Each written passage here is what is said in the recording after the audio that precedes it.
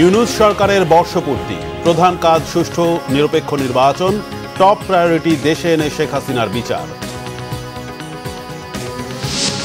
ডিসেম্বরের প্রথমার্ধেই তফসিল কমিশনে কর্মব্যস্ততা, স্বস্তিতে বিএনপি, শরিকদের নিয়ে নির্বাচনের চিন্তা।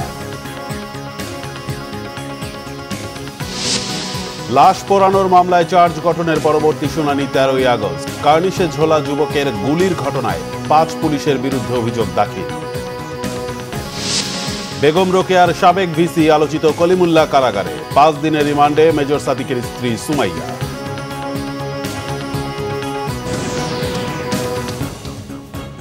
দেখছিলেন ক্রাউন সিমেন্ট সংবাদ শিরোনাম। আজ 8ই আগস্ট, ডক্টর মোহাম্মদ ইউনূস সরকারের প্রথম বর্ষপূর্তি। রক্তাক্ত এক অপশাসনের পর ছাত্র জনতার অভ্যুত্থানে ফ্যাসিস্ট শেখ হাসিনা পালিয়ে যাওয়ার 3 দিন পর প্রধান উপদেষ্টা হিসেবে রাষ্ট্র ক্ষমতার হাল ধরেন দেশের একমাত্র নোবেল পুরস্কার বিজয়ী ডক্টর মোহাম্মদ ইউনূস। ছাত্র প্রতিনিধি সহ শপথ নেয় উপদেষ্টা পরিষদও। গত 1 বছরে এই সরকার কতটা পূরণ করতে পেরেছে জনপ্রত্যাশা, মানুষ যে পরিবর্তনগুলোর আশা করেছিল তার কতটা বাস্তবায়ন হয়েছে, সুশাসন আর আইনের শাসনের পথে কতটা এগুলো বাংলাদেশ। বিশ্লেষকদের বক্তব্যে উঠে এসেছে এই সরকারকে নিয়ে মানুষের আশা আর হতাশার চিত্র। মুহিবুল্লাহ মুহিবের রিপোর্টে বিস্তারিত। মাননীয় প্রধানমন্ত্রী পদত্যাগ করেছেন।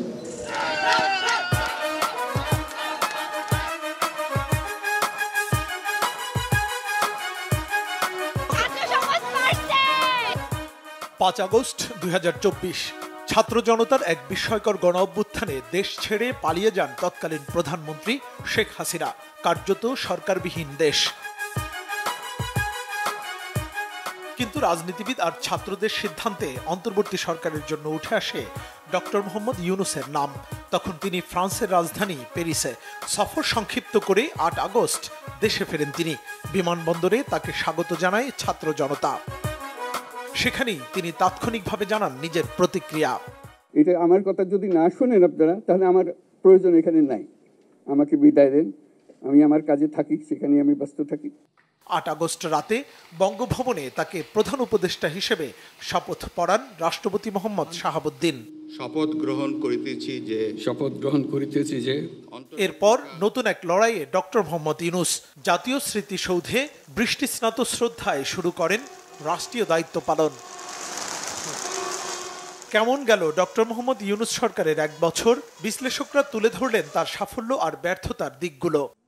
যেহেতু এই সরকারের শাসনের অনভিজ্ঞতা আছে আর কি, সুতরাং একটা অনভিজ্ঞ সরকার, মানে আমি বলবো মোটা দাগে ন্যূনতম শাসন আমরা পেয়েছি আর কি। একেবারে পুরো সিস্টেম ভেঙে পড়ে নাই। মানে মানুষের যে প্রত্যাশা ছিল, হ্যাঁ, সেই প্রত্যাশা অনুসারে আসলে শতভাগ হয়নি আর কি। সেটা ধরেন আপনি, আমি মনে করি তারা 25 ভাগ পর্যন্ত যেতে পেরেছে আর কি, এর বেশি নয়। বিশ্লেষকদের মতে বিপুল পরিমাণ বৈদেশিক ঋণ পরিশোধের পাশাপাশি মূল্যস্ফীতি নিয়ন্ত্রণে সফল হলেও নতুন কর্মসংস্থান তৈরিতে তেমন সফল উদ্যোগ লক্ষ্য করা যায়নি 1 বছরে।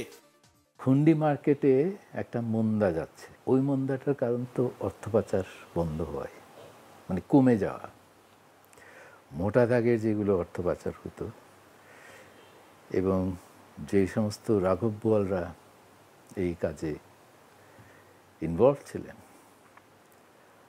তাদের মধ্যে অনেকে নিজেরাই পাচার হয়ে গেছে এবং ওখানে যে শূন্যতাটা তৈরি হয়েছে, যেটা আমরা দেখেছি যে বাজারে বা ঘাটে চাঁদাবাজিরও একটা শূন্যতা হয়েছিল জুলাই মাসে, অগস্ট মাসের, কিন্তু সেটা খুব দ্রুত পূরণ হয়ে গেছে।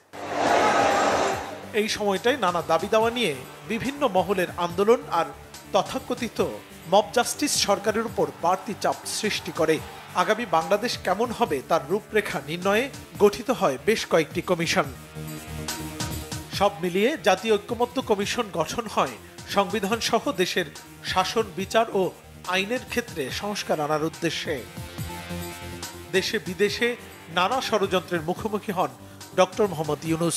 ভারতের রহস্যজনক ভূমিকা সত্ত্বেও দেশটির প্রধানমন্ত্রী নরেন্দ্র মোদীর সাথে দ্বিপাক্ষিক বৈঠক করেন ব্যাংককে। জাতিসংঘ অধিবেশনে যোগদান আর চীন ও জাপান সফরের মতো কার্যক্রম চালিয়ে আন্তর্জাতিক সমর্থনের পাল্লা ভারী করেন তিনি। একটা প্রতিযোগিতামূলক ও শক্তিশালী অর্থনীতি এবং ন্যায়ভিত্তিক সমাজ ব্যবস্থা গড়ে তোলাই এই মুহূর্তে আমাদের মূল লক্ষ্য। সবচেয়ে বড় দায়িত্ব অর্থাৎ নির্বাচন আয়োজনের ব্যাপারে তিনি ঘোষণা দেন গত বছরের বিজয় দিবসের প্রাক্কালে জাতির উদ্দেশ্যে দেয়া ভাষণে। সংস্কার ও নির্বাচনের প্রস্তুতি একই সঙ্গে চলতে থাকবে। পরবর্তীতে লন্ডনে বিএনপির ভারপ্রাপ্ত চেয়ারম্যান তারেক রহমানের সঙ্গে বৈঠকে নির্বাচন ফেব্রুয়ারিতে আনার ব্যাপারে সম্মতি দেন তিনি। সবশেষ 5 আগস্ট রাতে জাতির উদ্দেশ্যে দেয়া ভাষণে নির্বাচনের প্রায় সুনির্দিষ্ট তারিখ ঘোষণা করেন ডক্টর মোহাম্মদ ইউনূস। আগামী রমজানের আগে 2026 সালের ফেব্রুয়ারি মাসে জাতীয় নির্বাচন অনুষ্ঠানের আয়োজন করেন। ডক্টর মোহাম্মদ ইউনূস সরকারের আরেকটি আলোচিত কাজ হচ্ছে একই দিনে ছাত্র জনতার কাঙ্ক্ষিত সেই জুলাই ঘোষণাপত্র ঘোষণা করেন জাতীয় সংসদের দক্ষিণ প্লাজায়। 5 আগস্ট 2024 সালে গণঅভ্যুত্থানে বিজয়ী বাংলাদেশের জনগণের আকাঙ্ক্ষার প্রতিফলন হিসেবে এই ঘোষণা প্রণয়ন করা হলো। সবশেষ বৃহস্পতিবার উপদেষ্টা পরিষদের বৈঠকে ডক্টর মোহাম্মদ ইউনূস জানান সরকারের দ্বিতীয় ধাপ শুরু হয়েছে, আর তা হলো সুষ্ঠু ও অবাধ নির্বাচন আয়োজন করা। ডক্টর মোহাম্মদ ইউনূস সরকারের 1 বছর পার হয়েছে, আরও অন্তত 6টি মাস তিনি দায়িত্বে থাকবেন। এই সময় তিনি দেশকে সঠিক পথে পরিচালনার রোডম্যাপ বাস্তবায়নে কতটা সক্ষম হন সেদিকেই চোখ থাকবে সবার। মুহিবুল্লাহ মুহিব, বাংলা ভিশন, ঢাকা। আগামী জাতীয় নির্বাচন নিরপেক্ষ ও গ্রহণযোগ্য করাই অন্তর্বর্তী সরকারের লক্ষ্য বলে জানিয়েছেন প্রধান উপদেষ্টা ডক্টর মোহাম্মদ ইউনূস। সচিবালয়ে উপদেষ্টা পরিষদের বৈঠক শেষে কথা জানান প্রধান উপদেষ্টার প্রেস সচিব শফিকুল আলম। তিনি বলেন, সরকার মনে করে নির্বাচন নিয়ে আস্থার সংকট হবে না, এ নিয়ে কোনো প্রশ্ন থাকবে না রাজনৈতিক দলগুলোর। আরও জানান, সরকারের টপ প্রায়োরিটি শেখ হাসিনাকে ফিরিয়ে এনে বিচার করা। রিপোর্ট রিশান নাসরুল্লাহ।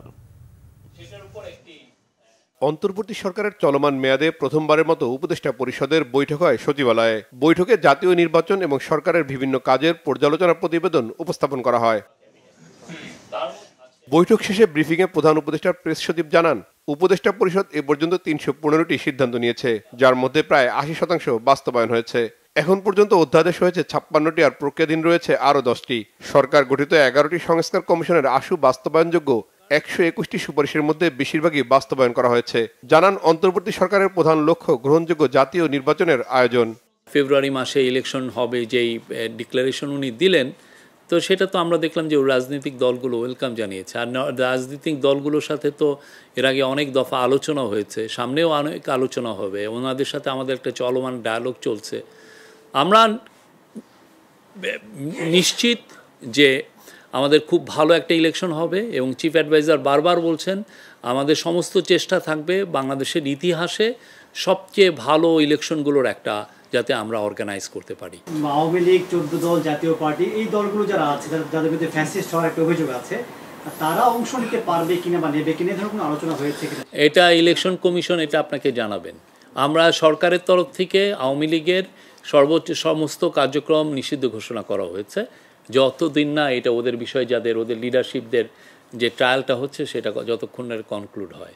সাংবাদিকদের প্রশ্নের জবাবে প্রেস সচিব জানান, সংস্কার কাজ চলমান থাকবে, পাশাপাশি চলবে জুলাই গণহত্যার বিচার প্রক্রিয়াও। আমাদের রিফর্ম এবং আমাদের ট্রায়াল, যেটা জুলাই অগাস্টে যে হত্যাকাণ্ড হলো সেটার ট্রায়ালটা আমাদের একটা বড় দায়িত্ব। এছাড়াও দুইটা বড় দায়িত্ব আমাদের এফার্টগুলোর মধ্যে বড় একটা এফার্ট হচ্ছে তাকে ফিরিয়ে এনে ট্রায়ালের সম্মুখীন করা। আমরা চাই উনি যেই তার বিরুদ্ধে যে অভিযোগগুলো সেটার জন্য উনি ন্যায় বিচার পান, সেটা আমরা চাই। এটা আমাদের এই গভর্নমেন্টের একটা টপ প্রায়োরিটি। সারা বিশ্ব জানে মানে উনি কি করেছেন। তো সেই অনুযায়ী আমরা মনে করি যে এইগুলো যত আরও এই বিষয়গুলো সবার সামনে আসবে, তত বেশি তার উপর প্রেশার তৈরি হবে যে তাকে প্রেশার তৈরি হবে যে তাকে যাতে বাংলাদেশে ফিরিয়ে আনা হয়। গাজীপুর ডিজিটাল ইউনিভার্সিটির নাম পরিবর্তন করে university of frontier technology Bangladesh করার সিদ্ধান্ত হয়েছে উপদেষ্টা পরিষদের বৈঠকে। রিশান নাসরুল্লাহ, বাংলা ভিশন, ঢাকা। ডিসেম্বরের প্রথমার্ধে তফসিল ঘোষণা হবে জানিয়েছেন নির্বাচন কমিশনার অবসরপ্রাপ্ত ব্রিগেডিয়ার জেনারেল আবুল ফজল মোহাম্মদ সানাউল্লাহ। প্রধান নির্বাচন কমিশনার এএমএম নাসির উদ্দিনের সভাপতিত্বে কমিশনের সভা শেষে ব্রিফিংয়ে তিনি কথা জানান। এর আগে সকালে 2026-এর ফেব্রুয়ারিতে ভোট আয়োজনে প্রধান উপদেষ্টার কার্যালয়ের দেয়া চিঠি হাতে পায় নির্বাচন কমিশন। চিঠি হাতে পাওয়ার পরই সংসদ নির্বাচনে রাজনৈতিক দল ও প্রার্থীর আচরণ বিধিমালা, আরপিও সংশোধন, প্রবাসী ভোট পদ্ধতির অগ্রগতি সহ কয়েকটি বিষয়ে সিদ্ধান্তে আসতে সভা করে নির্বাচন কমিশন। দিনভর বৈঠক শেষে সন্ধ্যায় ব্রিফিংয়ে নির্বাচন কমিশনার অবসরপ্রাপ্ত ব্রিগেডিয়ার জেনারেল আবুল ফজল মোহাম্মদ সানাউল্লাহ জানান, প্রার্থীর আচরণবিধি, পোস্টাল ব্যালট পেপার, আরপিও এবং প্রবাসীদের ভোট নিশ্চিত করতে চায় কমিশন। জানান, ভোটার বাড়ানোর জন্য জেলখানা বা অন্যান্য জায়গায় অনলাইনের মাধ্যমে ভোটের ব্যবস্থা করা হবে।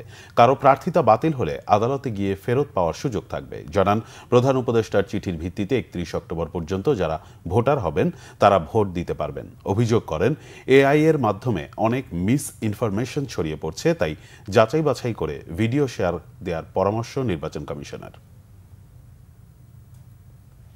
বিএনপির স্থায়ী কমিটির সদস্য সালাউদ্দিন আহমেদ বলেছেন, যুগপৎ আন্দোলনে যারা শরিক ছিলেন তাদের সাথে নিয়েই বিএনপি নির্বাচন করবে।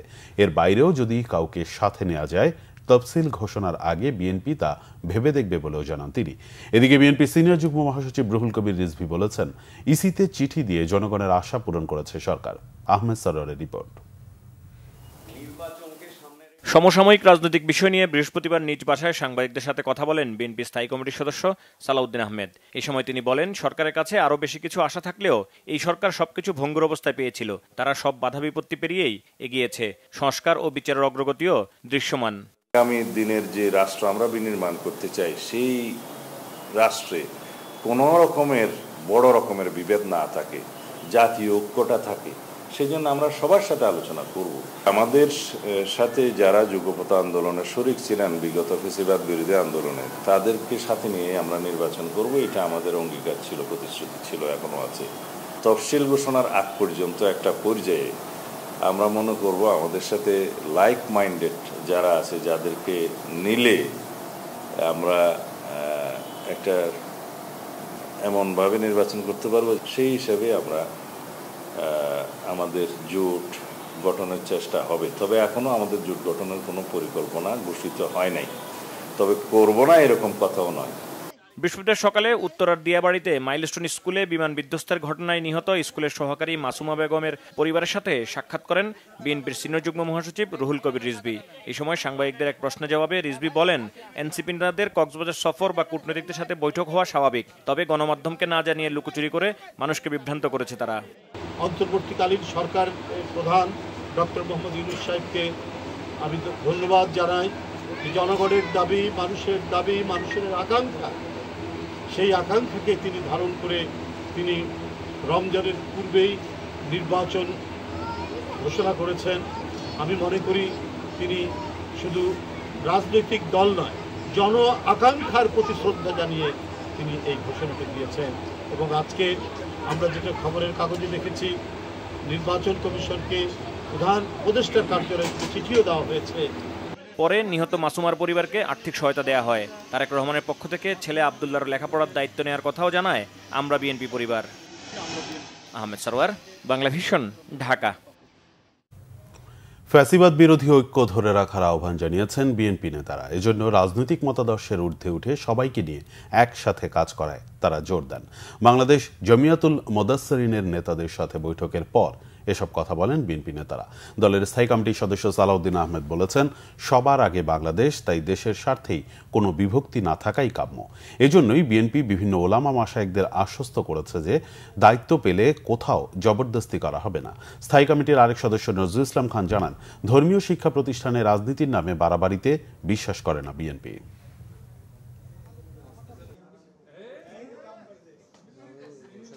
রাজনৈতিক মতাদর্শের ঊর্ধ্বে উঠে এবং আদর্শ বিভিন্ন রকমের মতধারার মানুষের সাথে, সকল গোষ্ঠীর সাথে কথা বলছি, যাতে সবাইকে নিয়ে ফ্যাসিবাদ বিরোধী জাতীয় ঐক্যটাকে সমুন্নত রাখা যায়, দৃঢ় করা যায় এবং সেইভাবে রাষ্ট্র পরিচালনা করা যায়। বিভক্তি নয়, আমরা ঐক্য চাই। যদি আমাদের উপর আল্লাহ দায়িত্ব অর্পণ করেন, আমরা চেষ্টা করব যে কোনো প্রতিষ্ঠানে যেন কোনো ধরনের জবরদস্তি না হয়, সবাই যেন যার যার ইচ্ছা অনুযায়ী যা অনুশীলন করতে চান সেটা করতে পারেন।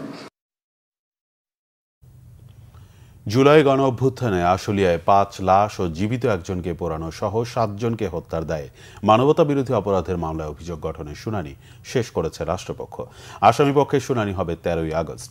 বিচারপতি নজরুল ইসলাম চৌধুরীর নেতৃত্বে আন্তর্জাতিক অপরাধ ট্রাইব্যুনালে বৃহস্পতিবার রাষ্ট্রপক্ষের শুনানি করেন প্রসিকিউটর গাজী MH তামিম। এ মামলায় মোট 16 আসামির মধ্যে গ্রেফতার 8 আসামিকে সকালে ট্রাইব্যুনালে হাজির করা হয়। এছাড়া রামপুরায় গুলি করে 2 জনকে হত্যা ও কার্নিশে ঝুলে থাকা ব্যক্তিকে গুলির ঘটনায় সাবেক ডিএমপি কমিশনার হাবিবুর রহমান সহ 5 পুলিশ সদস্যের বিরুদ্ধে আনুষ্ঠানিক অভিযোগপত্র দাখিল করা হয়েছে। গত 19 জুলাই বিকেলে ছাত্র জনতার আন্দোলন চলাকালে রামপুরায় হোটেলে কাজ শেষে ঢাকায় থাকা ফুফুর বাসায় ফিরছিলেন আমির হোসেন। বনশ্রী মেরাদিয়া সড়কের 2 পাশে পুলিশ ও বিজিবির গাড়ি দেখে ভয়ে প্রাণ বাঁচাতে পাশে থাকা একটি নির্মাণাধীন 4তলা ভবনের ছাদে ওঠেন তিনি। ওই সময় পুলিশও তার পিছু নিলে এক পর্যায়ে ওই নির্মাণাধীন ভবনের ছাদের কার্নিশের রড ধরে ঝুলে থাকেন তিনি। এক পর্যায়ে আমিরকে লক্ষ্য করে 6টি গুলি করে পুলিশ। গুলি করার ওই ঘটনা এবং 2 জনকে গুলি করে হত্যার ঘটনার 1 বছর পরে আনুষ্ঠানিক অভিযোগপত্র জমা দিল প্রসিকিউশন। দুর্নীতি দমন কমিশনের একটি মামলায় বেগম রোকেয়া বিশ্ববিদ্যালয়ের সাবেক উপাচার্য নাজমুল হাসান কালিমুল্লাহকে কারাগারে পাঠানো হয়েছে। ঢাকা মহানগর সিনিয়র স্পেশাল জজ জাকির হোসেন গালিব এই আদেশ দেন। দুদকের দায়ের করা এই মামলায় বলা হয়, সাবেক এই উপাচার্য সহ মোট 5 জন পরস্পর যোগ সাজশে সরকারি নিয়মনীতি উপেক্ষা করে উন্নয়ন প্রকল্পে নানা অনিয়ম ও দুর্নীতির মাধ্যমে অর্থ আত্মসাৎ করেছেন। দুদকের আবেদনের প্রেক্ষিতে আদালত অভিযুক্তদের বিদেশ যাত্রায় নিষেধাজ্ঞা জারি করেছেন। দুপুরে রাজধানীর মোহাম্মদপুরের নিজ বাসা থেকে কালিমুল্লাহকে গ্রেফতার করে গোয়েন্দা পুলিশ। উপাচার্য থাকাকালে নাজমুল হাসান কালিমুল্লাহর বিরুদ্ধে বহু অনিয়মের অভিযোগ ওঠে। মাসের পর মাস ক্যাম্পাসে অনুপস্থিত থাকায় তার বিরুদ্ধে আন্দোলনও হয়েছিল বেগম রোকেয়া বিশ্ববিদ্যালয়ে।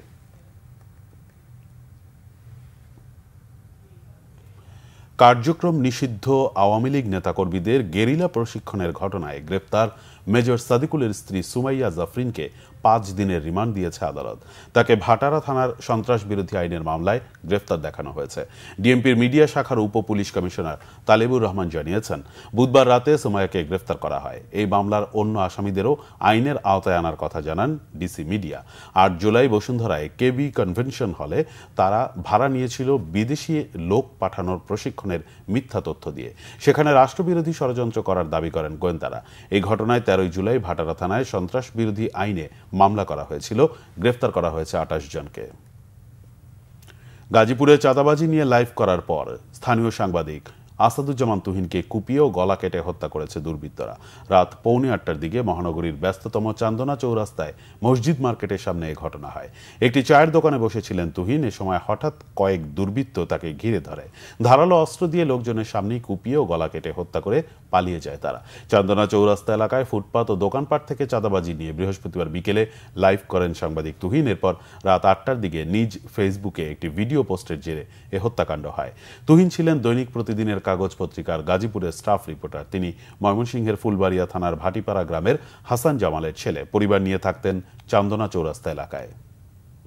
বাণিজ্য উপদেষ্টা শেখ বশির উদ্দিন বলেছেন, অন্তর্বর্তী সরকারের কঠোর অবস্থানের কারণেই 1 বছরের চেষ্টায় সিন্ডিকেট মুক্ত বাজার উপহার দেয়া গেছে। বিকেলে রাজধানীতে সরকারি বিপণন সংস্থা টিসিবি আয়োজিত জুলাই পুনর্জাগরণ অনুষ্ঠানে কথা বলেন উপদেষ্টা। বলেন, জুলাই চেতনা বাস্তবায়নের অংশ হিসেবে আগামী নির্বাচনের আগেই দুর্নীতি দূর করে কর্মসংস্থানের সুযোগ বাড়ানো হবে বলে জানান বাণিজ্য উপদেষ্টা। এ সময় বাণিজ্য সচিব জানান, এখনও দূর হয়নি দুর্নীতি ও বৈষম্য রোধে সরকারি কর্মকর্তাদের অগ্রণী ভূমিকা পালনের আহ্বান জানান তিনি। এ সময় জুলাই আন্দোলনের নানা স্মৃতি তুলে ধরেন জুলাই যোদ্ধারা। অধিকাংশ রাজনৈতিক দলের দাবি না মেনে একক একটি দলের কথা শোনা হচ্ছে বলে অভিযোগ করেছেন জামায়াতে ইসলামীর সেক্রেটারি জেনারেল অধ্যাপক গোলাম পরওয়ার। এটা অভ্যন্তরীণ বা আন্তর্জাতিক কোনো চাপে কিনা এমন প্রশ্ন তার। বিকেলে জাতীয় প্রেস ক্লাবে এক আলোচনা সভায় তিনি এমন প্রশ্ন তোলেন। মিয়া গোলাম পরওয়ার বলেন, জুলাই সনদে কি আছে তা জানা নেই। জুলাই ঘোষণাপত্রে জন আকাঙ্ক্ষা প্রতিফলিত হয়নি বলেও মনে করেন জামায়াতের সেক্রেটারি জেনারেল। সংস্কার না করে বিদ্যমান ব্যবস্থার মধ্যে নির্বাচন করে আরেকটি ফ্যাসিবাদ আসার সুযোগ করে দিলে গণ অভ্যুত্থানের প্রতি বিশ্বাসঘাতকতা করা হবে বলেও মন্তব্য করেন তিনি। জানান, এই সরকারের উপর আশা রাখতে চান তারা। সরকার একটি অবাধ নির্বাচন উপহার দিতে পারবে বলেও তিনি আশা প্রকাশ করেন। আন্দোলনে ফ্যাসিবাদের বিরুদ্ধে যে রক্ত দিয়েছে, জীবন দিয়েছে, ঐতিহাসিক অবদান, গত 5 তারিখের জুলাই ডিক্লারেশনের মধ্যে তার একটা লাইনও কিন্তু উল্লেখ করা হয়নি। যারা এই ড্রাফটটা করে দিয়েছে কোনো ব্যক্তি, কোনো পরামর্শদাতা, আমরা জানি না, একটা সংশয় রাজনীতির অঙ্গনের আলোচিত হচ্ছে যে কোনো একটি দলের চিন্তা এবং চেতনা, আদর্শ, গাইডলাইন কি এই জুলাই ঘোষণা তৈরির ক্ষেত্রে প্রভাব বিস্তার করেছে? এই প্রশ্ন কিন্তু তৈরি হচ্ছে। অন্তর্বর্তী সরকার ভেঙে দ্রুত তত্ত্বাবধায়ক সরকার গঠনের দাবি জানিয়েছে ইনকিলাব মঞ্চ। ঢাকা বিশ্ববিদ্যালয়ে মধুর ক্যান্টিনে সংবাদ সম্মেলনে একথা বলেন ইনকিলাব মঞ্চের মুখপাত্র শরীফ ওসমান হাদি। নির্বাচনের আগে অন্তর্বর্তী সরকার ভেঙে দিয়ে তত্ত্বাবধায়ক সরকার গঠন করতে প্রধান উপদেষ্টার প্রতি আহ্বান জানান তিনি। নির্বাচন হবে, কিন্তু রোডম্যাপ কোথায়, এমন প্রশ্ন তোলেন তিনি। ৭২-এর সংবিধান বাতিল করে তিনি জুলাই সনদ ও ঘোষণাপত্রের আলোকে সংবিধান প্রণয়নের আহ্বান জানান। পুলিশ, বিচার ব্যবস্থা ও জনপ্রশাসন সংস্কারের কথা বলেন শরীফ ওসমান হাদি। রাজনৈতিক দলগুলো ডক্টর মোহাম্মদ ইউনূসকে দিয়ে জুলাই ঘোষণাপত্র পড়িয়ে নিয়েছে কিনা এমন সন্দেহ প্রকাশ করেছে ইনকিলাব মঞ্চ।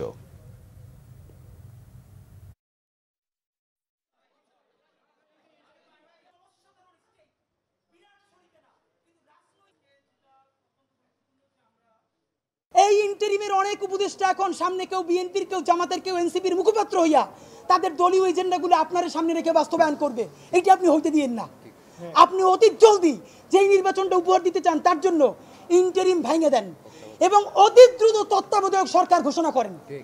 এই ইন্টারিম ভাঙে দিয়া আপনি প্রধান হইয়া আপনি তত্ত্বাবধায়ক সরকার ঘোষণা করেন। আগামী 6 মাস মাননীয় প্রধান উপদেষ্টা, এটা অনেক অনেক বেশি ইনাফ, মোর দ্যান ইনাফ এই দেশে পাল্টাই দেওয়ার জন্য। জুলাই আগস্ট গণ অভ্যুত্থানের বর্ষপূর্তিতে প্রধান উপদেষ্টা ডক্টর ইউনূস যে ঘোষণাপত্র পাঠ করেছেন সেটিকে একতরফা ও পক্ষপাতদুষ্ট বলে অভিযোগ করেছে গণফোরাম। একে ইতিহাস বিকৃতির অপচেষ্টা বলে মনে করছে দলটি। বৃহস্পতিবার দুপুরে দলীয় কার্যালয়ে এক সংবাদ সম্মেলনে বলা হয়, জুলাই ঘোষণাপত্রে ভবিষ্যৎ রাষ্ট্র ব্যবস্থার কোনো রূপরেখা স্থান পায়নি। এটি একতরফা ও পক্ষপাতদুষ্ট এবং এতে ইতিহাস বিকৃতির অপচেষ্টা লক্ষণীয়। ৩৬ জুলাই উদযাপন অনুষ্ঠানে রাজনৈতিক দলগুলোর মধ্যে বৈষম্য সৃষ্টি করা হয়েছে বলে অভিযোগ করেছে গণফোরাম। সংবাদ সম্মেলনে আরও বলা হয়, ৭২-এর সংবিধানের প্রণয়ন পদ্ধতি এবং কাঠামোগত দুর্বলতা নিয়ে জুলাই ঘোষণাপত্রে বিতর্ক সৃষ্টির কারণে মুক্তিযুদ্ধ এবং জুলাই আগস্ট গণ অভ্যুত্থানকে প্রশ্নবিদ্ধ করা হয়েছে।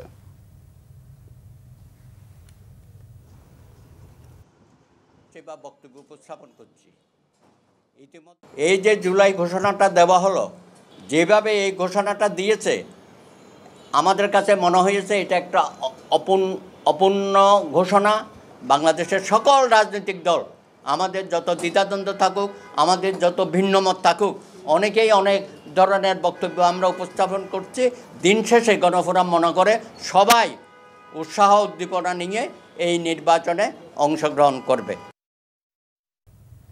সংবাদ শেষ করব ক্রাউন সিমেন্ট শিরোনামগুলো আরেকবার জানিয়ে। ইউনূস সরকারের বর্ষপূর্তি, প্রধান কাজ সুষ্ঠু নির্বাচন, টপ প্রায়োরিটি দেশে এনে শেখ হাসিনার বিচার। ডিসেম্বরের প্রথমার্ধেই তফসিল কমিশনে কর্মব্যস্ততা, স্বস্তিতে বিএনপি, শরিকদের নিয়ে নির্বাচনের চিন্তা। লাশ পোড়ানোর মামলায় চার্জ গঠনের পরবর্তী শুনানি 13 আগস্ট। কার্নিশে ঝোলা যুবকের গুলির ঘটনায় 5 পুলিশের বিরুদ্ধে অভিযোগ দাখিল। বেগম রোকেয়া সাবেক ভিসি আলোচিত কলিমুল্লাহ কারাগারে, 5 দিনের রিমান্ডে মেজর সাদিকের স্ত্রী সুমাইয়া।